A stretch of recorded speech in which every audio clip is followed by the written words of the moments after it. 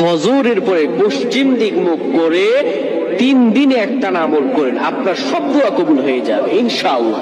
অভাবে আছেন, ঋণগ্রস্ত, মাথার উপর বোঝা, অনেকে ঋণের কারণে বাড়িতে থাকতে পারে না।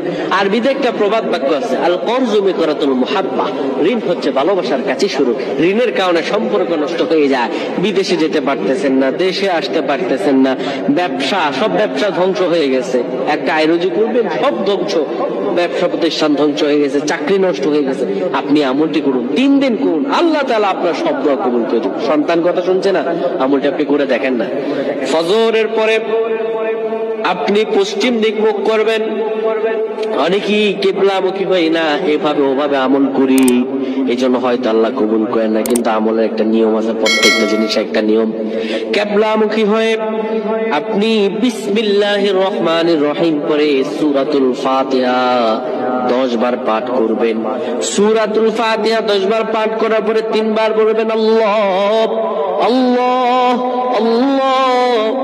এরপরে আপনি ইয়া রাজ্জাকু 100 বার পড়বেন, ইয়া রাজ্জাকু 100 বার পড়বেন, হে রিজিক দাতা। এইভাবে যদি আপনি পড়তে পারেন, আল্লাহ রাব্বুল আলামিন আপনার ভাগ্য খুলে দিবেন, আপনার রিজিক খুলে দিবেন, আল্লাহ তাআলা আপনার সব দোয়া কবুল করে নেবেন। আল্লাহুম্মা আমিন।